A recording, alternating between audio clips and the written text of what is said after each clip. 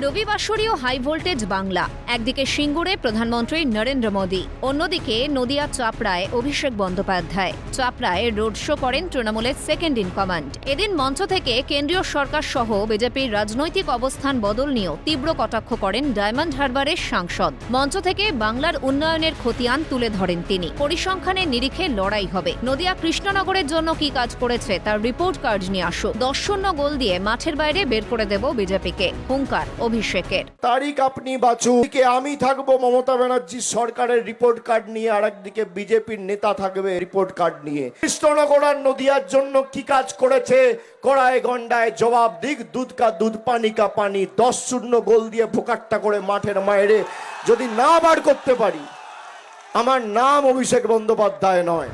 অভিষেক আরও বলেন, বিজেপি লক্ষ্মীর ভান্ডার আটকাতে চায়। যতদিন মমতা বন্দ্যোপাধ্যায়ের সরকার আছে ততদিন লক্ষ্মীর ভান্ডার কেউ বন্ধ করতে পারবে না। আগামী দিনে মানুষ বিজেপিকে 50-এর নিচে নামাবেন বলে বার্তা দেন তিনি। আগামী 15 দিনের মধ্যে বাংলার বাড়ি প্রকল্পের প্রথম কিস্তির টাকা পাঠিয়ে দেবে মমতা বন্দ্যোপাধ্যায়ের সরকার, আশ্বাস অভিষেকের।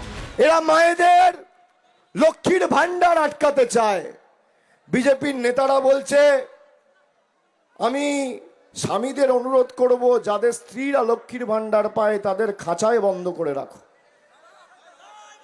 মায়েরা, আপনারা মাথায় রাখবেন, যতদিন মমতা ব্যানার্জির সরকার আছে আপনার লক্ষ্মীর ভান্ডার কেউ বন্ধ করতে পারবে না। বিজেপির কাছে সব আছে, খালি মানুষ নেই। মানুষগুলো তো তৃণমূলের সাথে। বিজেপির কাছে সব থাকবে, যত অর্থ বল আছে কাজে লাগাও, ইডি লাগাও, সিবিআই লাগাও, ইনকাম ট্যাক্স লাগাও। মানুষ আগামী দিন 50-এর নিচে বিজেপিকে নামাবে। সিঙ্গুরের সভা থেকে পাল্টানো বার্তা দিয়েছিলেন মোদী। প্রধানমন্ত্রীর পাল্টানো তত্ত্বকে আক্রমণ করেন অভিষেক। তিনি বলেন, বাংলার মানুষ পাল্টায়নি মোদীজি, তার কারণ আপনি বাংলার মানুষকে শাস্তি দিয়ে পাল্টাতে চাইছেন, কিন্তু বাংলার মানুষ পাল্টাবে না। মানুষকে পাল্টাতে চাইছেন, বাংলার মানুষ পাল্টায়নি মোদীজি, তার কারণ আপনি বাংলার মানুষকে শাস্তি দিয়ে পাল্টাতে চাইছেন। বাংলার মানুষ পাল্টাবে না। আপনি বলেছেন পাল্টানো দরকার, আমি একমত আপনার সাথে। পরিবর্তন হবে আপনাদের, দিল্লির জল্লাদদের কাছে আর বিজেপির হাড়মাদদের কাছে বাংলা মাথা নত করবে না। কেন্দ্রীয় বঞ্চনার অভিযোগে সুর চড়িয়ে হুঁশিয়ারি তৃণমূল সেনাপতির। আগামী দিনে দিল্লির গদি চূর্ণ বিচূর্ণ করে বিজেপির ঔদ্ধত্য ও অহংকার ভাঙার ডাকও দেন তিনি। প্রসেনজিৎ চৌধুরীর রিপোর্ট, ক্যালকাটা নিউজ।